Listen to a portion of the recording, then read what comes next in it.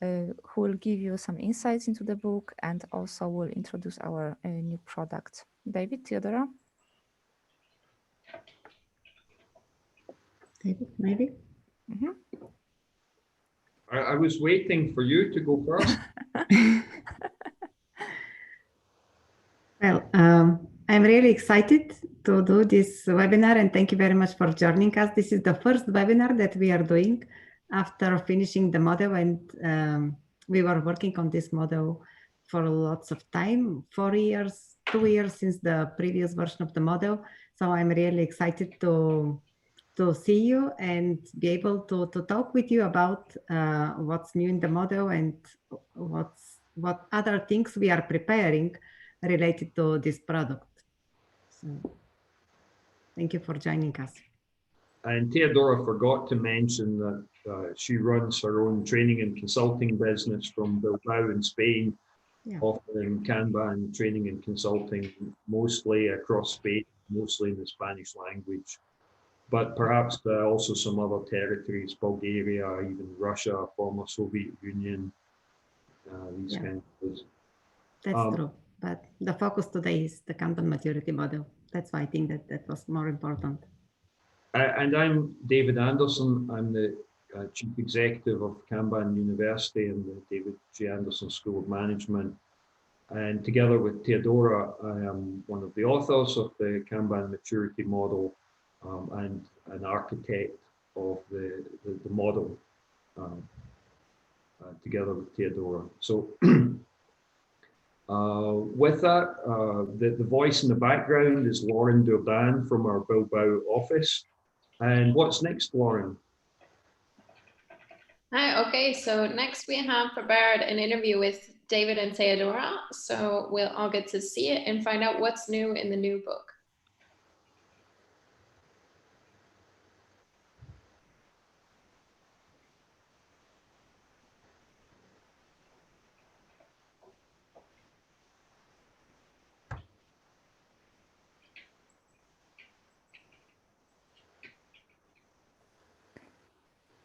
Lauren, we don't hear the sound.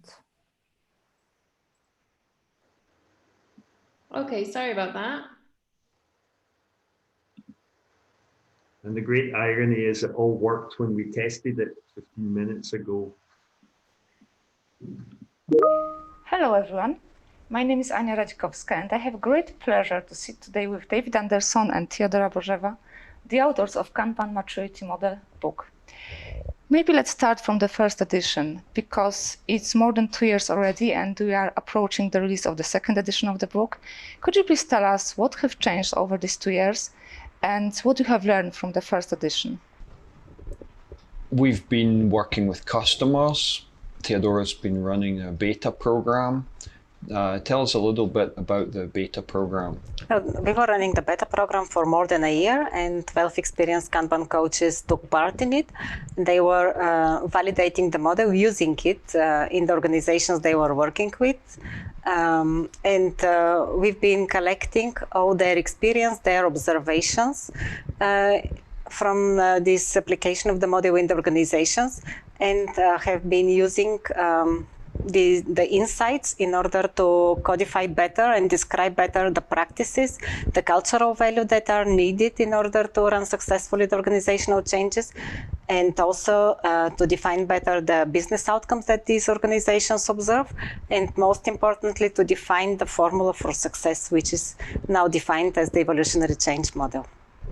So we've also been teaching, and what we see in the classes, people come, some of them, many of them, they're practitioners, have been using the Kanban method, and we hear their stories, we hear what's been limiting them, what's been with the inertia that they've been suffering. So we learn where they're at and what they need next, and then we also observe what happens in the training and what follows that. So that's enabled us to understand better the market, understand what people need, understand where what we were communicating wasn't being received properly. So the training classes have acted as an additional feedback loop. We've had these two key feedback loops, the beta program, where we've been working with consultants and their clients, and the training program over 2 years. And that's helped us to understand what was missing in the first edition of the book, what additional guidance we needed in order to make the individual coaches successful and the organizations really get the benefit from the KMM. Thank you very much. Can you please tell us what are the differences between the first and the second edition of the book? It's a lot bigger. I think that's the first thing. So the first thing anyone's going to notice when they get the second edition is it's about this thick, and the first edition's only about this thick. So 400 pages, maybe about 130,000 words, compared to about 200 pages, less than 200, and 44,000 words.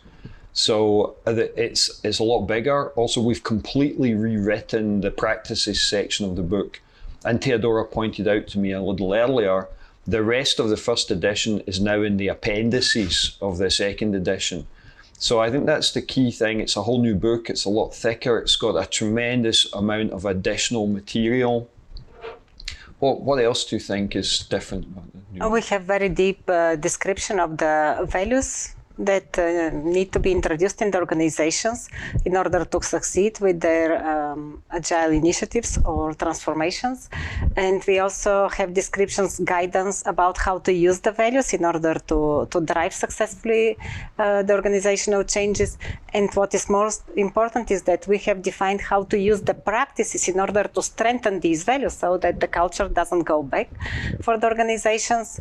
We have extensive guidance on defining and measuring business outcomes, leading organizations. So it's really a lot of coaching guidance, which is codified in the book. And that's why I believe it will be very useful for coaches and consultants. There's a lot of really perhaps surprising material on culture and the human condition and understanding empathy.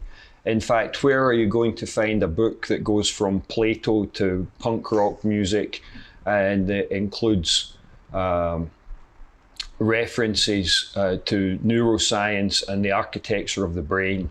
Absolutely. So it's a very broad-ranging set of material. And I think the reader is going to not just find it surprising, but it's going to give them new insights on the human condition. They're going to see the people that they work with, the organizations they work in, the sociology and the culture of those organizations. They're going to learn to see it differently as a consequence of using the material in the book. And also for those the readers who love to see mathematical proofs of why cost of delay classes of services work, how to make triage, and how to manage dependencies deeply, they can find this in the appendices. Very good guidance on this as well, and mathematical proof. Thank you. And who is this book for? Who will find it the most suitable for them? I think this book will be useful for different audiences. First, for practitioners and for coaches who are willing to really succeed with organizational changes in the companies they are working with, because they will find practices related to relief of overburdening for people, making people collaborating at team level, between teams, levels at organizational level, different business lines. So they will find these practices and values that will help them bring these benefits to organizations. The book will Yes, well, I think that from a practice understanding, if you've heard about a certain Kanban practice, you can just look it up in the book, read how do I implement this. Just the flow practices, the chapter on managing flow is 18,000 words. It's an extensive mini book on managing flow, and it's just one of 28 chapters in the book. So I think first and foremost, practitioners can use it as a reference catalogue to look up practice descriptions, understand how to implement them. The book has maybe 175 new illustrations, and it's very clear how to how to implement Kanban practices from it. So I think that's the first category. What about other users? The book will be very useful also for middle-level managers or for managers of project management offices, services, service lines, because they will find about practices and cultural values that will help them really introduce the customer focus, the service orientation in their companies, which is absolutely fundamental for introducing agility, introducing business agility. I think that's right. When a big boss says, what are we going to get from this initiative? The answers are all in the book. So the mid-level people can use the book to provide the presentations and the information. And of course, we have the companion posters that go with the book. And they can use those to communicate to senior level people and external stakeholders. And we also have guidance for big bosses, for executive leaders, because we have understood that organizational change, successful organizational changes has to be led with values. So we have lots of information and guidance about how to introduce the values and how to use them to drive an entire organization. Of course, the people who will take the most value from the book are coaches. So how do you use the book as a consulting playbook? Well, reading the chapters about the culture and the practices, well, culture and business outcomes, I think consultants and coaches will be able to make an idea of where the organizations they work with is on the Kanban Maturity Model, where they want to be. And then they can select appropriate practices from the practices part of the book in order to help the organization move towards their purpose. So I think it's easy to use the model. Thank you very much. And finally, can you please give us the insights into the future of Kanban Maturity Model? The future of the KMM. So, who knows, maybe a third edition of the book 2 years from now. What I can promise you is a third edition will not be a complete rewrite of a second edition. At 130,000 words, 400 pages, it's very mature now, the existing material. We've had 4 years to refine and develop it, test it in the market. There are additional things that we want to work on. The appraisal method, for example, Teodora can say something about that. We are hearing in our training classes that people need more guidance on how to understand organizations and how to appraise them. So this could be one of the areas of future work. There's 2 other things. With the latest material, we removed a number of specific practices related to project, program, and portfolio management. And our intent is to publish those as a separate extension, the Kanban Maturity Model extension for PPPM, project, program, and portfolio management. And that should be coming hopefully within the next 6 to 9 months, but relatively soon. And then in addition, we realized that the existing model says quite a lot about organizational culture and some things about leadership, but there's more guidance needed on how to develop leaders and how to provide consulting and coaching to leadership. So we'll be developing more leadership material and the leadership extension for the model. So I think the appraisal method, the leadership extension, and the PPPM extension, those are the 3 big things over the next 2 years. Yeah. Thank you very much. Thank you for your time and giving us so many great information about the book. And now, please be invited to the webinar. Thank you. Thank you. Thank you.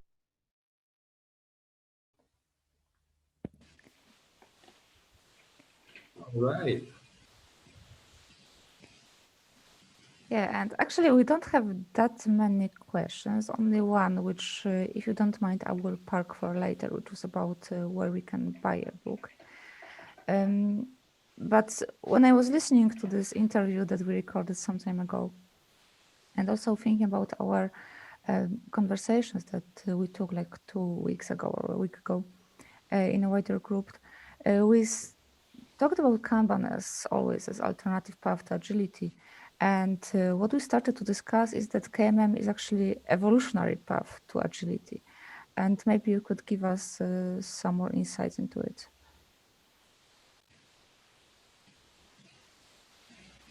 Maybe I can share some insights course. that come from conversations with a couple of organizations who have been running agile transformations for several years. And they started knowing the Kanban Maturity Model like 1.5 years, 2 years ago. And they realized that the evolutionary change would have saved them 2 years of problems and trying to cope with resistance and overcoming barriers. So it was, I somehow forgot what we recorded in the video a couple of months ago, and it's true, everything what we said, and that the book is very powerful and useful for coaches, for managers, for team leaders. But I started seeing since that time in conversations and also in trainings with other people that they find very useful all the guidance which we have included in the book related to overcoming barriers on the path of organizational change. We have very good guidance about how to overcome barriers to maturity level 2, maturity level 3, and 4.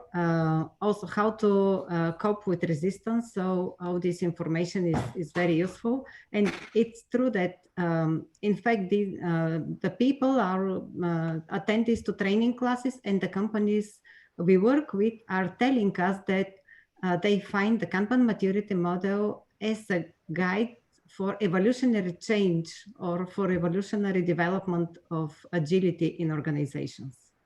So this is something which we didn't realize while we were working on the model, but it's really a very good summary of the content of the book and the model.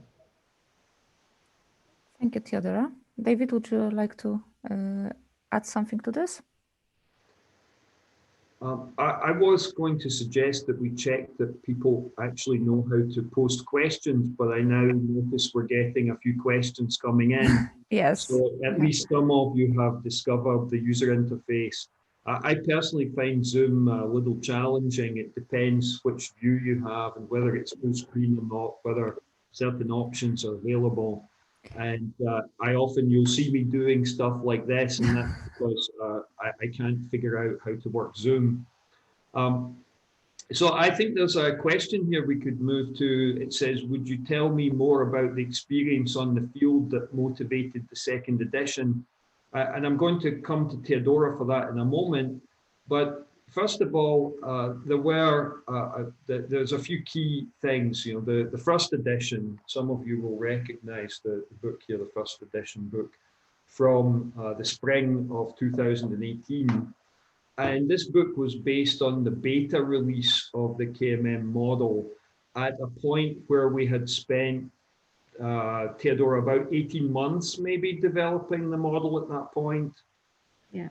And while the model was based on a lot of experience and observed case studies and reported experience reports from conferences and our own experience working with clients and teaching over a very long period of time, we really needed to test the model in the market with the formal beta program which Teodora was running. So we always knew that this was essentially the minimum viable product, and it was a beta release. The other key thing that's different with the second edition, with this one, which you can see is really very significantly thicker, is that the mental model I had for this book is that it should be a coaching and consulting playbook. And a lot, if not all, of the material that I had been teaching for close to a decade in our coaching classes and our consulting masterclass, I wanted to capture all that material and codify it into the book in a way that it becomes the textbook for the training class, but it also becomes something you can read and use on your own. And then in addition to that, along with Steve McGee, we developed what's called the Evolutionary Change Model, which is a means for systematically driving an organization from, say, level 1 to level 2, level 2 to 3, 3 to 4, and so on. So there was considerable additional scope that was necessary, and we didn't have the time or what was it desirable to put that in the first edition. The key was to get the first edition into the market so that we could test it in the formal beta program and get the knowledge more widely disseminated, start teaching it, learning from the teaching, and then that gave us time both to learn from all that activity and to capture the other material which we didn't have time to put in the first edition. So with that, Teodora, tell us something about what we learned from the beta program and how that influenced the second edition. Yeah. There were 12 experienced Kanban coaches who took very active part in the beta program, which we were running from April, May 2018 until maybe September, October of 2019. And they were validating the model in the companies they were working with. We had 2 banks, a large pharmaceutical company, 2 fintech companies, several software development companies, 1 in India, 2 or 3 in the United States, in Spain, in Germany, in Ukraine. So I think we had a very wide range of companies by size, by industry, and I think that was quite good for all the experience we collected. As our objective for the beta program was to validate the model. This means use it and see how through the practices we develop the culture, and whether the mapping that we had between cultural values and practices was the right one. Maybe we had to fix it a little bit, how the culture of the organization was evolving. All these organizations were interested in developing agility in the organizations and agility for the business. And in addition, we wanted to see when we report to the senior level management, what kind of benefits for the organization and for the business we were developing. So based on these observations, which we collected during the beta program, in fact, we learned a lot about how to use cultural values and practices together as enablers for achieving better business outcomes for the companies, better business outcomes in terms of greater customer satisfaction, better project delivery times or service delivery times, better efficiency of the processes for the companies that were interested in this. And so all these observations which we collected during the beta program, we used them, in fact, to develop further the model. And that's why in the current model, if you compare it to the previous version, you will see that we have described the values a lot deeper. We have additional values defined. For example, in the previous version, we only had 20 values. Now we have 35. We have 150 Kanban practices with implementation guidelines defined in a lot more details compared to the previous version. And what is more important, that we understood better how a cultural aspect, cultural values, practices, and business outcomes work in the organizations, and how we can develop them better through the practices of the Kanban Maturity Model. And in this way, my point of view is that we have provided guidance for the organizations about how to achieve balance between cultural values, culture of the organization, which is the internal needs of the organization, how we manage work, and what we appreciate as values in our organization, together with the external view for the organization, the customer view, how the customers see the organization or the business. And the third aspect is what are the outcomes for the business. Very important in order that an initiative continues and an organization thrives in this changing environment. So this is how we came. We have a few questions perhaps we can go through quickly. Yeah, and if I may suggest, we have two questions about CMMI model. So one is general, how KMM can be compared or cannot to CMMI model. And the second one is that there are observed some bad practices related to CMMI, especially for the companies that just desire a certification and actually nothing more from CMMI. And are you concerned that in the future it may also happen to KMM? So I'll take the first part of that, and then perhaps Teodora can take the second part, but we have other questions to get through. So the first part, we talked about this with the first edition, the Kanban maturity model, or specifically the organizational maturity model that the framework is built on, because it's this two-dimensional thing of organizational maturity in one dimension and the Kanban general practices in the second dimension. That organizational maturity model is built on several things that came before it, of which the CMMI is one example. Jerry Weinberg's maturity model from his quality software management books from 1997, that was another heavy influence. And the CMM itself was, of course, built on Philip Crosby's manufacturing maturity model. So there is a legacy there.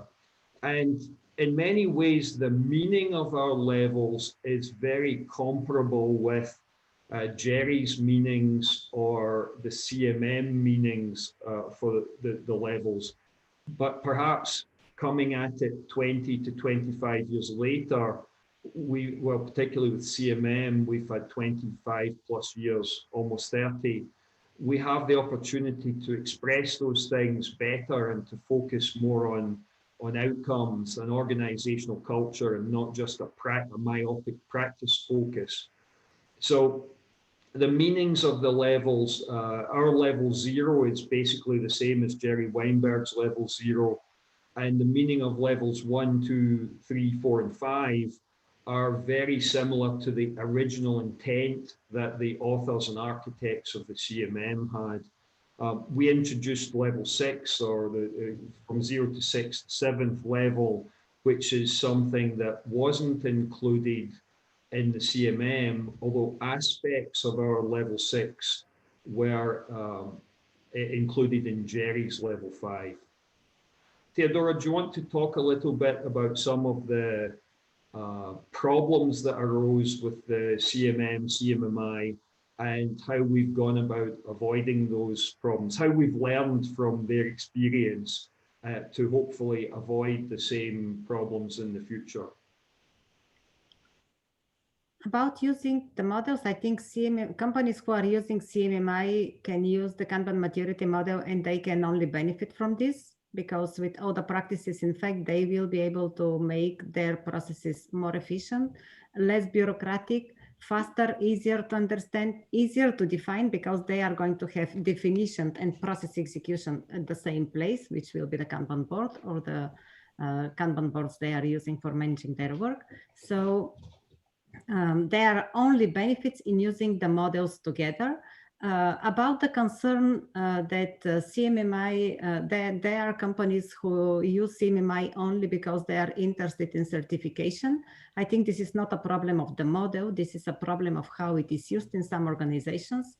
Definitely, we do not want to encourage such usage of the Kanban maturity model, but also we do not develop this. At least we are not thinking of developing this kind of certification. The Kanban maturity model is a model for improving organizational agility. So I think we've also we've avoided that problem with the definition of the levels.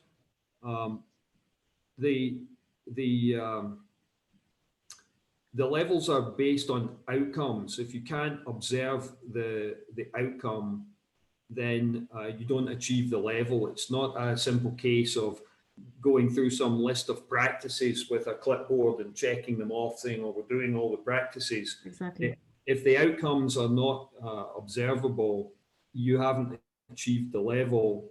And the concept with CMMI, which was driven by governments who were trying to validate vendors' competency, the focus on practice adoption rather than delivered outcomes was their mistake, and I think that we fixed that. I'd like to move on to some of the other questions because we have a limited time. Anya, what do you suggest next? Yeah, maybe a short question. Do you recommend reading the book sequentially or directly go to the sections depending on current need? So I think that's a really good question. The practice section of the book was always intended as a reference. So you look up a practice and you read it. I wouldn't expect people to read the practice section end to end. However, I think the other three main sections in the book, the first section on outcomes, the second section on culture, and the third section on evolutionary change and organizational resilience, those sections really stand on their own. And we could have made a choice to publish, rather than one book, we could have had 4 books and maybe sold them in a little boxed set or something of that nature. And I do think that those sections stand on their own. They're very readable, and you could read the section 1, 2, or 4 sort of cover to cover from the beginning to the end of the section. That would make sense. I think it's if I say so myself, it's well written. It's very professionally copy edited. It's very accessible, and you would be able to do that. But the practice section, I'm not so sure that. I think that would be quite dry reading to read the practices from beginning to end. My suggestion would be to read chapter 5, 6, and 8 about culture. Of course, the first 2 chapters about describing the maturity levels, then culture, and then maybe you can start using the posters, because the posters illustrate very well the 3 pillars of the model, and also what kind of aspects you can see as characteristics of your organization if you go further and achieve these levels. And then you can decide, you can identify also from the posters which practices might help you, and then you get into the practices. Thank you. So maybe, yes, Anya, David? there were a couple of questions. I see one from Eugene about the levels being revised or expanded. There was another question maybe about the differences between first and second edition are quite easy. So the meaning of the levels, the core definition of the model has not changed from the first edition to the second edition, but even a quick look at the book covers, and you will see that the names of the levels, some of them have changed. And the reason for that change was to focus the naming of the levels on outcomes and to make those outcomes meaningful to business executives and people who make strategic decisions in a company. But the meanings haven't changed greatly, and therefore, what have we revised or expanded in terms of the levels? We have expanded our understanding of the culture and the values that contribute to the culture at different levels.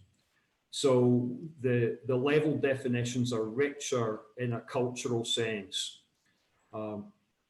We could get into our understanding of barriers between levels, which Teodora has mentioned, but relevant to these questions specifically, the core definition of the levels hasn't changed. Naming has changed a little bit, and the levels are deeper in terms of their cultural definition. Anya, what do you suggest next? Maybe something more personal. So what chapters you, David and Teodora, are the most proud of? Teodora? That's a difficult question. I'm proud of the entire model. I'm proud of the fact that we found a good way to integrate culture, management practices, and business outcomes, and also define a model how to evolve, to help organizations evolve to higher levels of maturity, which is my favorite chapter. Maybe hacking culture, chapter 8. That's a good one. I like that. I agree with you that I think really the whole book is the very high quality. It's well researched. It's deeply referenced, and the production values of it throughout are exceptional. I have, particular little favorites. And now I've forgotten which chapter number it is, so I have to look in the book here. But there was a point actually with chapter 16 at the beginning of the section on evolutionary change, where Andreas Bartel had sent me some references, some academic papers on social psychology. And in general, we have an ongoing conversation with Andreas about the architecture of the brain and how brains work, neuropsychological type of discussions. And I received this academic paper and I read it and realized we had to integrate some of those ideas into our coaching, our training. And then one night I just sat down, I did a lot of research on the internet, and then into the small hours of the morning, 2, 3 a.m.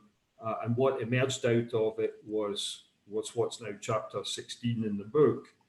And it's incredibly wide-ranging, right? It goes as far back in time as Plato, and his books are public.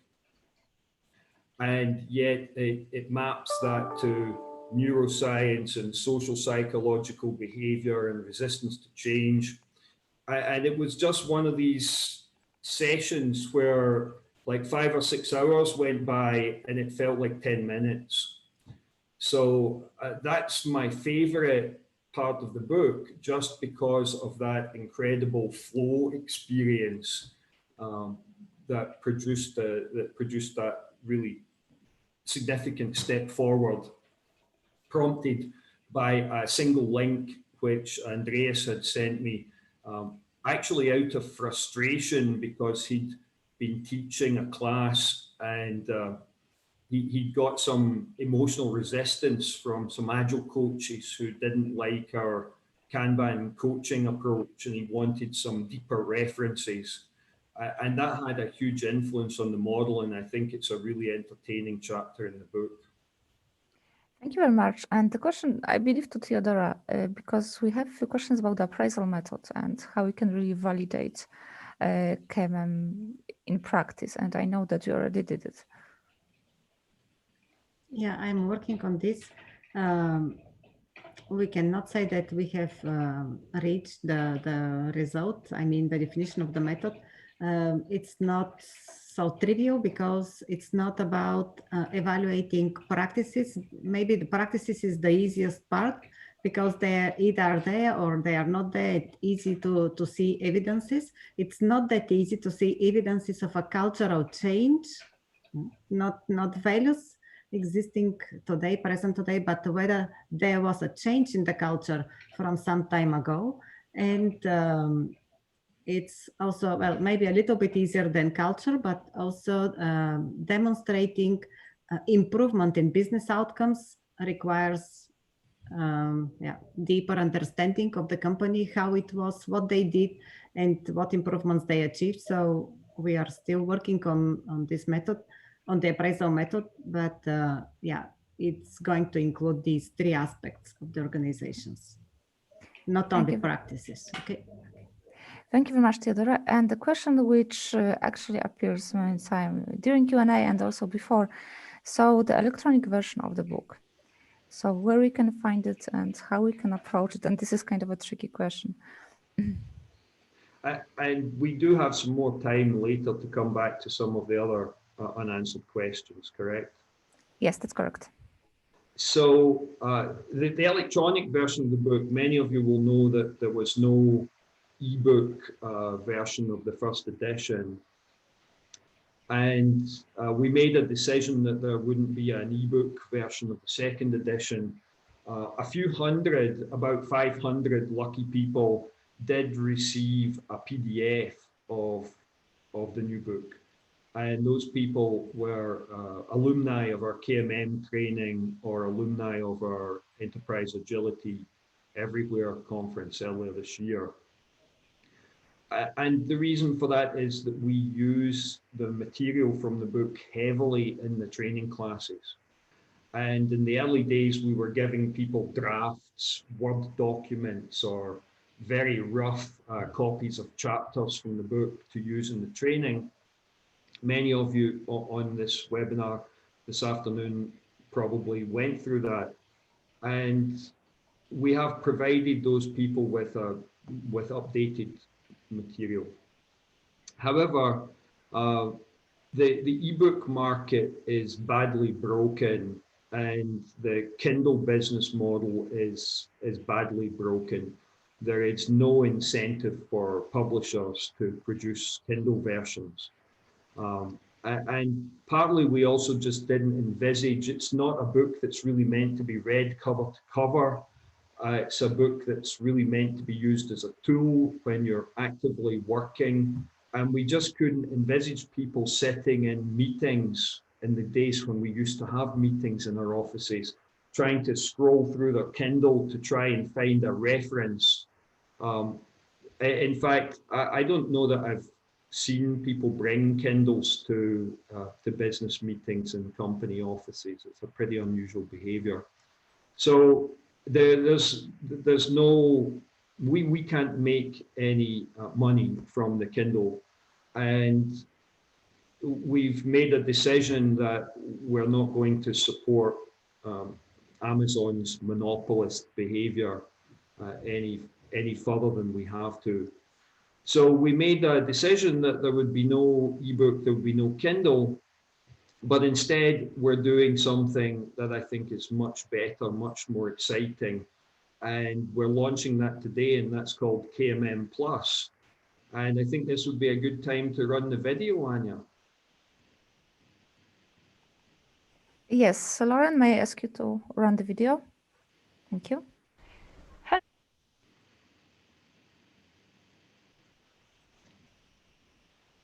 It almost worked. Hello, everyone.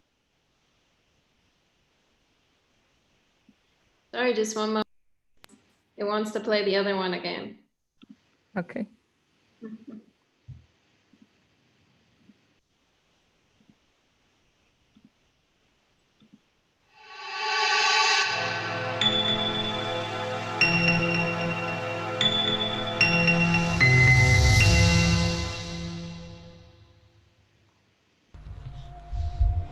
What if you could always find the answers to evolve organizational maturity just in 3 clicks? What if there was a tool that could serve as a map, compass, or guidance before making important decisions? Today I will present Kmm Plus, our interactive platform for Kanban Maturity Model, which you can use wherever you are. It gives you all the expertise of KMM at your fingertips. You can access Kmm Plus from your mobile phone or desktop. Just enter kmm.plus into your browser. Being on the homepage, you can easily create your first free account and start using Kmm Plus right away. The free account gives you access to the maturity level 0, 1, and 2 practices of visualization and limiting work in progress. Have you ever seen how thick the book is? It's almost 500 pages to live through if you are looking for information. Kmm Plus makes it much easier. Imagine you are looking for transition practices that will take you from maturity level 1 to maturity level 2. It couldn't be easier, here they are.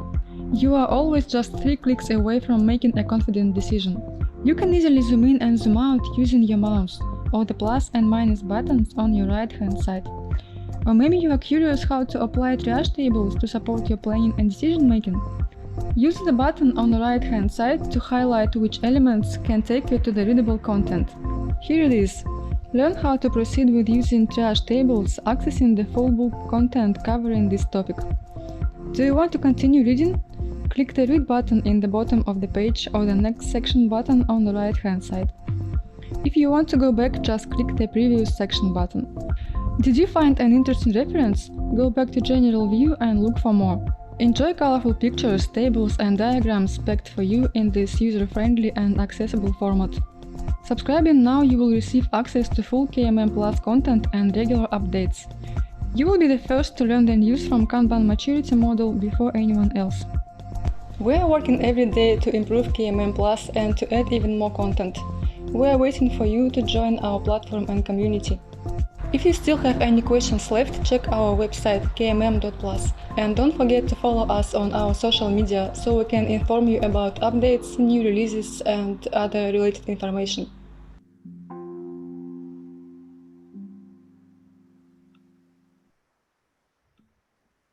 Thank you, Lauren. So let me now share my screen and I will give you a few more information about the Kmm Plus. And I think we should say thank you to the team that put that video together, and especially our colleague Nasta Kondratova, who appeared in the video without introducing herself. Yeah, so big thanks to Nastya and big thanks to Diana, who put it together in kind of an expedite item. So you could see the demo of Kmm Plus, and this is already live. So I really encourage you to go to kmm.plus and start using it. And you can create either a free account to check what we have for you. So having free account, you have the access to practices poster, maturity level 0, 1, and 2, visualization and limiting work in progress practices. And buying a subscription, you have the access to the full content of all of the content behind the posters that we have already published. And what is important, that Kmm Plus is still a work in progress. So maybe you have observed this trend if you are interested in gaming industry, that right now you can access the game, which is still work in progress. We also do the same with Kmm Plus. This is work in progress, and why we do it. First of all, we'd like to share with you what we have already done and what's already very usable. So most of the book content is already there, and you can just go there and click. And so we didn't want you to wait very long for ebook version. Then what we really would like to ask you for is the feedback. Because we are still building this product, there is still time and place for you to give us a feedback, your suggestions, and what's important for you as the end user. So do you like the UI, or maybe you don't like the UI? What is your user experience with kmm.plus? So please go there, please try it, and please let us know what we can do better for you.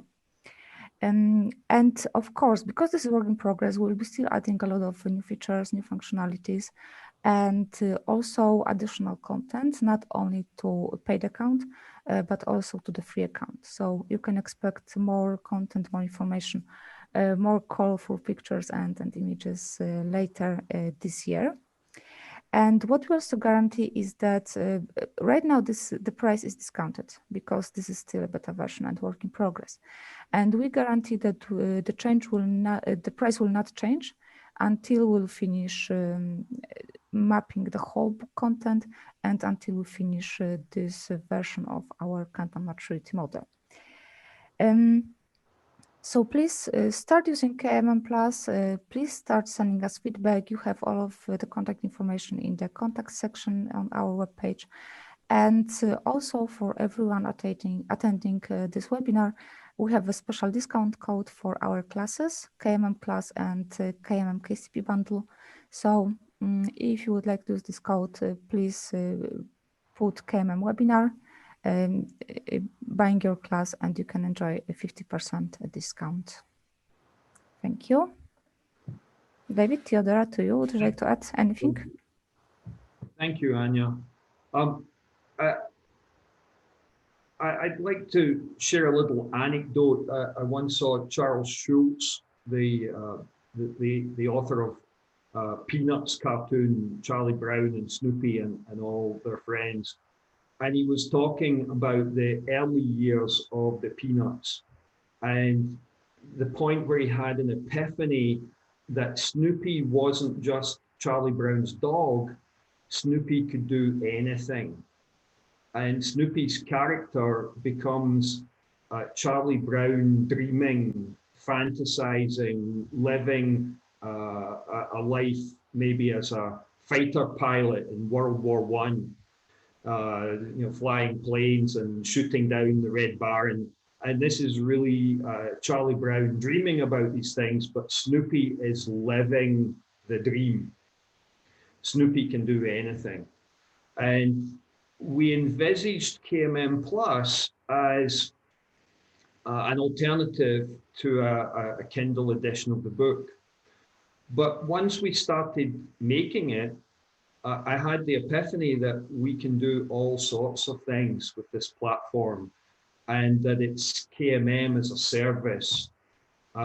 So it's not just an ebook. Why wouldn't we change? It becomes the whole way that you consume knowledge and learning and perhaps training in the future, perhaps tooling, not just tooling for doing appraisals, but if you randomly open this book somewhere, and unfortunately I'm not very good at figuring out where to look off the top of my head, and say there's a 2x2 matrix in here somewhere, if I could find it. Yeah, so like here, for example, 2x2 matrices. Why don't we make that available as a tool as part of the subscription so that you can then use it for your organizations, for your teams, and so on.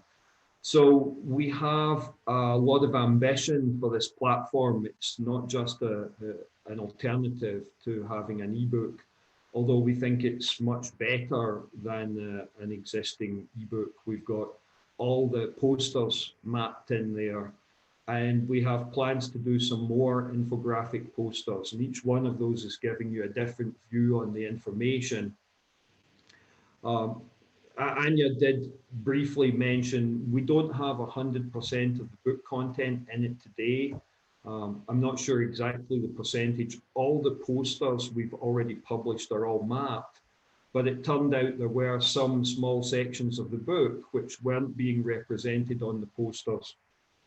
So that stuff isn't so accessible, but we'll get that fixed within the next few weeks, so it won't take very long. You'll start to see a lot more collaborative type of features, so that if you work as part of a team, perhaps a process improvement team, an agile coaching team, you can have a group or a team account, and if you leave comments or markup, your team colleagues will be able to see that stuff as part of the team account. That's not available today, but within the next 3 to 4 months, these are the type of features that you can expect. That the concept here with Kmm Plus is that it's the new way of consuming knowledge and information about Kanban and from Kanban University. It's not just an ebook.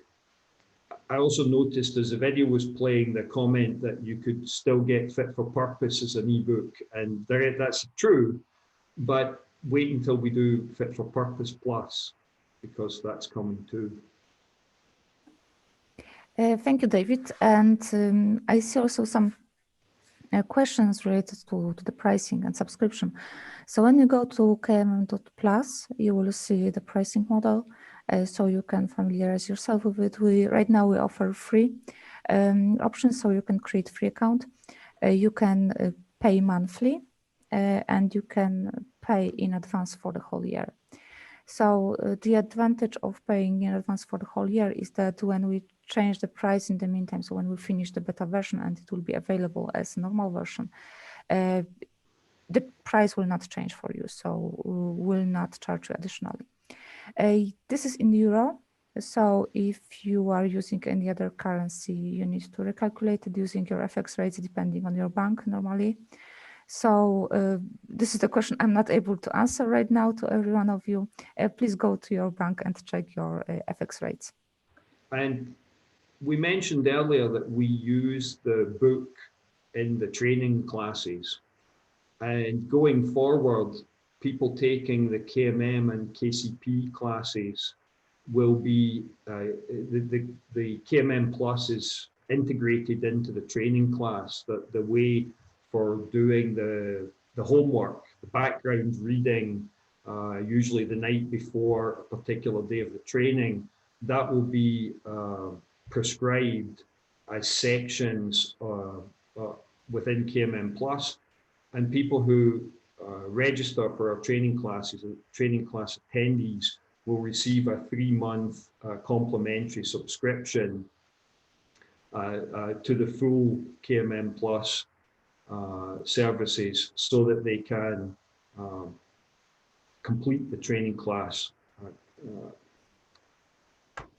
properly. Should we take some more questions, Anna? Yes, I believe so. We still have some time. So let's go back to the questions. Does the book have detailed content on the risk hedging? Ramesh asks. So the published posters only detail practices through to maturity level 4. And that was part of the feedback that we got during the beta program, that all 6 levels was too intimidating. In fact, one of the great learnings we've had since the first edition was published and the beta program, the training class has been running, and we've been talking about KMM publicly, is that the vast majority of the market is very low maturity, unfortunately, very shocking. We got into this because we recognized 5-6 years ago that companies were struggling to adopt level 4 practices like advanced risk management, risk hedging practices. And therefore, perhaps we needed some guidance to help get them from level 2 to level 4 so that they could use these more advanced ideas and all the concepts that we bundle into the body of knowledge we call enterprise services planning. What we've learned is that actually around 80% of the market, we think, just from very casual, not scientific surveys, is either maturity level 0 or 1. Consequently, there's a lot of work to be done just getting them to level 2 or 3, never mind level 4 or 5. So we made a decision to remove all of the enterprise services planning practices, with the exception of the fit for purpose practices, which are still included, and some of the capacity allocation risk hedging practices. They're also included. So the answer to your question is partly yes and partly no. And we didn't mention earlier that we do intend to have an enterprise services planning extension for the KMM, which will focus quite heavily on maturity level 4, 5, and 6. But there's no urgency for us to bring that into the market because there's very few customers that are ready to consume it. There are consultants who are ready to consume it because they're very well read and they're very smart, very intelligent, but their employers are not ready to consume it. So the cost of delay for us is relatively low, and ESP is a lower priority for us at the moment. Thank you, David. And a question related to what you are talking about. Does this change the original approach policy on maturity in any way? Meaning that we individually take organizations to level 4 and you take them to level 5 and 6? Honestly, we'll talk about how we get organizations to level 5 and 6 once we've got a bunch of them to level 4. We're kicking that can down the road for the time being. There was a question from John Karen about levels 5 and 6 being removed. I think I answered that in passing, that it was considered too intimidating by most of the market. Yeah. And another question, what advice would you give to people who learned KMM version 1 to get up to speed on version 2? Is there any type of migration guide? Teodora? I think that the progress of which we developed for KMM 1.2 is too big that I cannot recommend any fast guide or fast track for updating the knowledge. I think people either have to read the book or take the class. Because we really had 2 years of lots of learning, lots of observations, codifying all this experience. So to me, just comparing, if you compare the books, you will see that there is a big difference. And it's fair to say that we didn't really break anything that used to be there, although we shuffled a few practices around different, we moved them to different levels. But generally, we didn't break anything from the beta release from the first edition book, but the new material is so much deeper and so much richer, and it's everywhere. It's deeper and richer all over the model. And I think Teodora's advice is fair, that you do actually have to read it all again or take the training class. Thank you. And the question to Teodora, I believe, was the beta program run mainly on IT observations, or did you see coverage of non-IT areas like marketing, HR? We didn't have areas like marketing and HR, but we did have non-IT businesses. We had banks, like the finance area of BBVA Spain.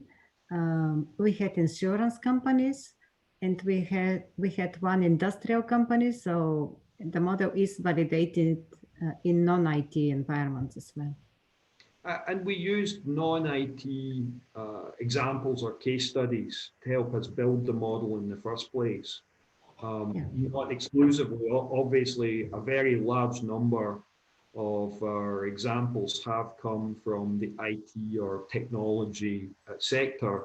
But I think something that technology people completely underestimate is about half of the people in the world who take Kanban training are not in the IT sector. About half of the certificates that we issue globally are to non-IT people.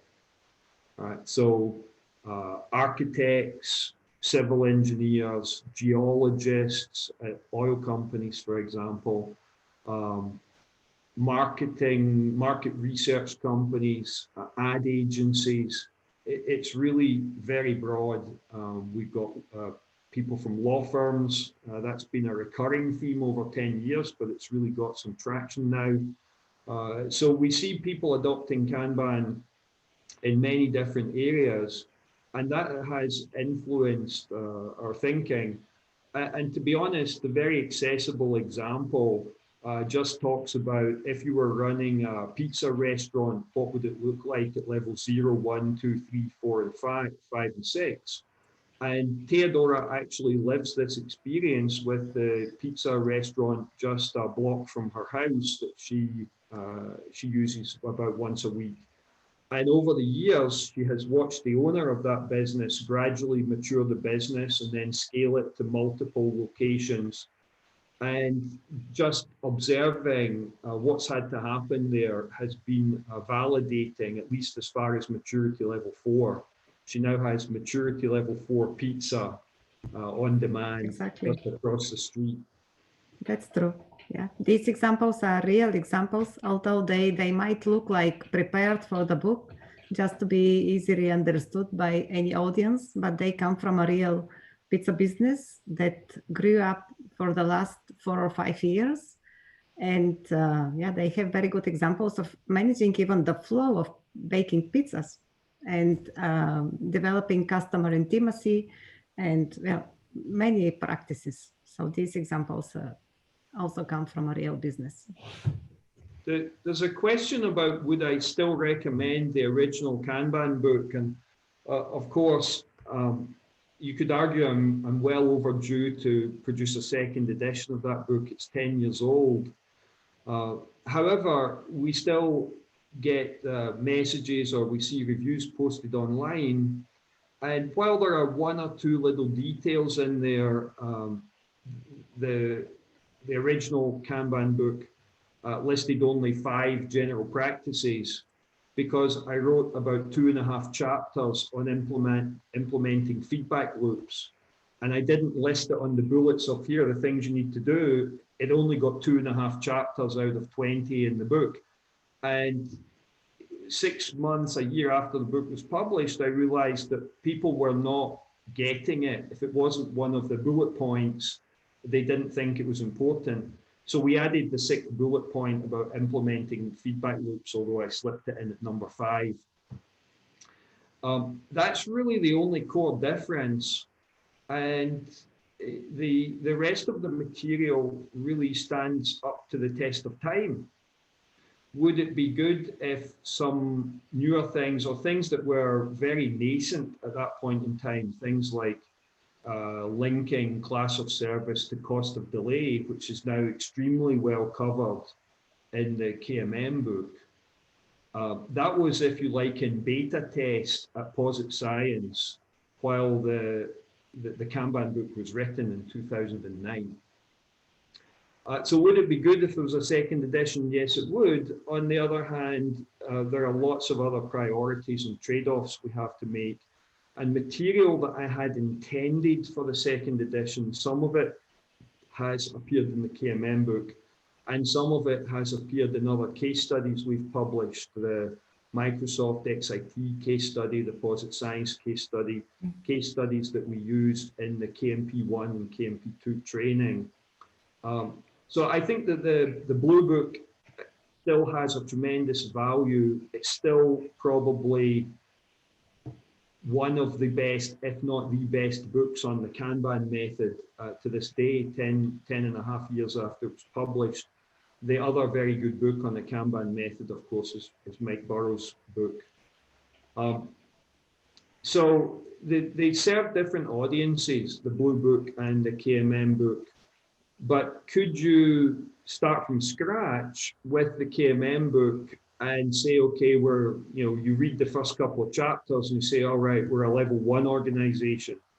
Let's go to how to implement, visualize at level 1, manage flow at level 1, and so on. And that would work, and you wouldn't need to read the Blue Book. So the Kmm Plus gives you a very easy way of accessing that type of information in that way if you're a novice, if you're new to it. And who knows, perhaps next year you'll see us take some of this content, and at the moment it's organized by the pillars, by the outcomes and benefits, by the culture, by the practices, the managed evolutionary change, like on the back here. And then within the practices, it's organized vertically by visualize, limit, width, manage flow. But could we produce some other version that was cut horizontally, like Kanban at level 0, level 1, level 2? Yes, we could. And hopefully we'll be able to do that, but we're not ready to announce it yet. Okay, another question is, can you speak to the coaching experience? Is it focused on Kanban or would it be equally valuable for Agile team? So our coaching model is a sports coaching model, right? It's the concept of you could have a little kid, and Teodora and I at some point in the past have both had little kids who aspired to be quite good at gymnastics. And those little kids can be watching the TV, watching the Olympic Games and watching these champion gymnasts. And it's like magic or like alien technology. They can't imagine how they could possibly ever do these things that they see these superstars doing on the TV. But actually, gymnastics coaches know how to take a little 3-year-old and coach them step by step by step And if they have the ambition, if they have the personal drive, they can take them the whole way to the Olympic Games. So our Kanban coaching model is based on that, and the KMM and the evolutionary change model in the KMM is part of that mechanism. The idea that the coach knows where to go next, but the person being coached, the organization being coached, they're in their comfort zone, and they need to be pushed a little bit. They need to be disrupted. They need to feel a little bit of stress, but not too much. If you stress them too much, if a gymnastics coach stresses a 5-year-old too much, well, when the parent shows up to pick them up after gymnastics, they run off the floor crying, "Mommy, Mommy, I hate gymnastics. I'm never going back." And I have witnessed scenes like that as a parent. So the sports coach's job is to figure out what level is the person at now. What are the practices I know that I can take them to next? And how do I make them feel just uncomfortable enough that they'll be driven to change their behavior and get to the next level? So this sports coaching playbook, this is it. And it's a playbook for driving organizations to maturity level 4 using Kanban. It's not going to work with Scrum. You could potentially, if you want to spend 5 or 10 years of your life, maybe create something like that for other agile methods. And why not? That would be great. But my observation, having been in the agile movement since before it was called that, since 1997, when we called it lightweight methods, agile methods are not defined this way. They're really defined as prescriptive methodologies, and they would map cleanly to one of our maturity levels, like level 1 or level 2, perhaps. They don't provide the concept of you can implement it a little bit, you can implement it a bit more, deeper, deeper, deeper, and the outcomes get better and better and better. So to use our sports coaching playbook approach with other agile methods is a 5 to 10 year project for some expert. Okay, would you please provide more details about why practices related to projects, program, and portfolio management have been removed from the model? I'm happy to do it, but Teodora, would you like to answer? Our experience with organizations who use project management methodologies and organize their work by projects is that once they understand the oriented principles, once they start implementing the service orientation in their organizations, their project management improves naturally, without any resistance, without any pitfalls. And in fact, we realized that the right approach to improving project management is through introducing the service orientation, the service delivery principles. And that's why we have removed, this is one of the reasons for which we have removed practices. There weren't so many practices, but now we have removed them from this version of the model. Or some practices were preserved, but they were name changed and rewritten. So for example, a 2-tiered Kanban board is a very typical practice used in project management. And that practice still appears in the book, but not in the context of how to do a project. We felt that there were a lot of people using legacy mindset, legacy approaches to management, things that are rooted in physical environments, tangible goods environments, early 20th century industrial environments. And they're still using that mindset, and then they're bringing a little bit of Kanban and they're sort of applying it onto that like a Band-Aid or like some sort of, sort of cough syrup or something that you take for the flu, and it makes the symptoms feel a little less worse so that you can sleep at night. And we didn't really want to encourage that as part of the core Kanban maturity model and the Kanban practices. We want to ring fence that in its own little, if you're using Kanban as an ointment to smooth out your symptoms, then that's over here in this separate book that we're going to publish separately. If you're interested really in managing your 21st century services organization in a service-oriented fashion, in a way that's compatible with the nature, the physics of that environment, then you want to have a service-oriented approach. You want to do enterprise services planning, and you want to make all of that work with Kanban. That's the core motivation. And we are working on a project and program management extension for the Kanban maturity model. So for people who are really focused on managing projects and products, we are going to provide some guidance. Yeah, and that's one of Teodora's priorities for early next year. I'm sure that all of you can appreciate we're a little tired after getting this done, and we're going to take the rest of this year for a bit of a breather before we start publishing new things. I saw a question about culture.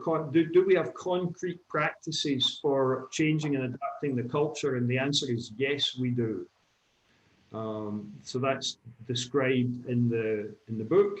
There's more to come there in a future edition. Of course, that will be available by Kmm Plus much sooner. And we do teach that material in the training class. And we did not have it in the previous version of the model, in the previous book. Correct, yeah. So that's new from the perspective of the KMM and what we published. It's new guidance. We realized that outcomes follow practice adoption, but practice adoption follows culture. And to change the culture, you need to change the values in the organization. So culture follows values. And therefore, we greatly extended the values description. And Teodora mentioned already that her favorite chapter is chapter 8 on culture hacking. That's our guidance on how you go about changing the culture in organizations. I think we still have time for the last question. Maybe, did you intend to make an annual report with Kanban and KMM adoption number of associations you have adopted with your levels? Sorry, I didn't quite catch the question. Did we intend to do what? Annual report with Kanban and KMM adoption. Oh, so you mean something like the Agile survey, those sort of things? Yeah, I guess so. It's actually a really great idea, and several people have suggested something like that to us. There is, I think, some momentum amongst the tool vendors like Kanbanize and Swift Kanban, perhaps Nave also, to have a sort of annual report of Kanban adoption, and maybe the KM gives us a good framework for putting some tangible results on that, getting people to report where are they at. And of course, as we develop our own tooling, we'll be able to see how people are using the tooling, the appraisal type tools, and we'll get more and more of a feeling for where the market's at and whether it's improving. So it's a very good idea. We haven't done it thus far. We don't have any immediate plans for it, but ask again a year from now. Okay, and the question to Teodora. When you implemented KMM, what was the level of the organization when you started?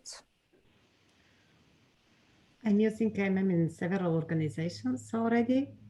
The case study of BBVA, which is included in the book, when I started working with them, they were level one-ish.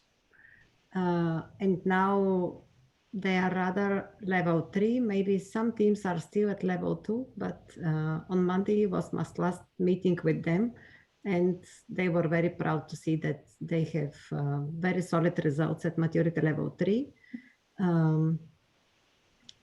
Other companies, when they start, usually they start from, I would say, no level. This doesn't mean zero, simply because they start from scratch. They have not used any Kanban practices by that time. And my observations are that if we start with introducing good understanding of managing flow end-to-end, introducing the service orientation, introducing the customer focus and the thinking, understanding the customer needs from the beginning, organizations go rather quickly to maturity level 2. And from there, evolving to maturity level 3 is a matter of maybe, depending how big the organization is, of course, but maybe a year or something like this, because of course, all the practices need their time to settle, to start collecting metrics, to really start managing the flow and start improving delivery time, managing blockers effectively, so all these things. So it takes time, but it's, I would say that the process is rather fast. An organization that last year in November was had not started at all with, so no level. Again, it doesn't mean zero, because they had some previous experience with agile practices. In the end of September, beginning of October, and their management meeting, 12 months after starting approximately, now they have 11 business areas plus IT, 12 business area connected in end-to-end flow, and they are managing their projects, interestingly, projects very effectively end-to-end. So, and it's only about a year time. And this is an organization about maybe 2,000 people. So where they start? Usually, I think that most of the organizations that we saw in the beta program, they were at maturity level 1. My suggestion would be, if it's not too difficult, if it's not too big bang, of course, start from maturity level 2, and then the progress is faster. I think that there is a big barrier for organizations who come from agile practices and are very much team focused, and for them, like overcoming the barrier to maturity level 2 is kind of a challenge. Understanding how to connect all the teams in an end-to-end flow, start managing services end-to-end, adopt the service orientation at department level or business unit level. This is a challenge. Thank you very much, Teodora. And I don't want to leave unanswered the very last question, so let me read it. My experience with CMM level 5 organizations is that their feature delivery times were on the order of years. Can you provide a very high-level description of how KMM avoids those lengthy lead times? So I think Teodora and I will probably both have answers for this. I have direct experience with the Software Engineering Institute and the people who architected the CMM and then later the CMMI. And I worked directly with them around 2005 timeframe, developing the CMMI methodology for Microsoft. And in addition to that, I was one of the lead authors on the official paper on CMMI and Agile that was published by the Software Engineering Institute. Teodora formerly was a trainer for CMMI, lead appraiser also. No, only an instructor. So a trainer. So we've both had a lot of experience and exposure to CMM, CMMI, and I personally with the authors of it, right back to Watts Humphrey and some of the other early people who were involved between 87 and 91 when it was first published. I've also had experience working with huge companies like BT, the former British Telecom, and their massive outsourcing capability with the big Indian firms like TCS, Wipro, Infosys. My observation of most of these CMMI level 5 organizations who've managed to pass an appraisal is if you evaluated them using our model, they'd only be level 2. And specifically to answer the question, how do we avoid the long lead times? That's not a KMM thing, it's a core Kanban method thing. That focusing on instrumenting for lead time, understanding whether that lead time is thin or fat-tailed, and focusing on trimming the tail and left shifting the lead time is a core concept in the Kanban method. And more than that, there is this focus at maturity level 3 on customer expectations and fitness for purpose. And if your customer expects their pizza delivered within 30 minutes, to be a maturity level 3 organization, you have to deliver the pizza within 30 minutes almost all of the time. And that's how we avoid the problem that these CMMI level 5 organizations with multiple year lead times, assuming that that long lead time is unacceptable to the customer, they would appraise at level 2 in our model. Teodora, do you have some stuff to add there? Yeah, companies who are interested in reducing delivery time, they are two very big, very strong enemies to delivery times, and we address them at maturity level 2 already. And these are having work that exceeds a lot the capacity of the teams or the organization, and not understanding what creates these long delivery times, not understanding the impact of the blockers, not understanding the impact of the rework, not understanding the impact of aging WIP. And these are two things that we start with them. Yeah, as David said, these are core Kanban practices, so it's not from the Kanban maturity model. And we start with these practices from maturity level 2. Start understanding what is the capacity of a team or an organization, what is the demand, reducing the excess of WIP that they usually have to make it approximate to the capacity, and this reduces a lot delivery times, and then to understand blockers, WIP aging, rework. So these things that impede the flow and only make the delivery time grow. So that's easy. Thank you very much. We answered all of the questions, and there were many of them. Thanks to everyone who answered the question, and thank you for your time and participation. We hope you enjoyed it, and if you have any questions, just let us know. And we are waiting for your feedback about KMM and Kmm Plus.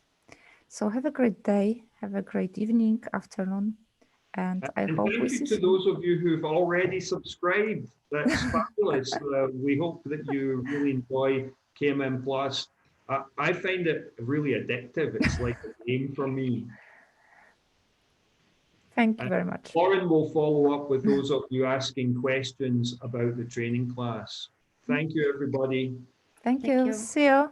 Bye-bye. See you. Bye. Bye.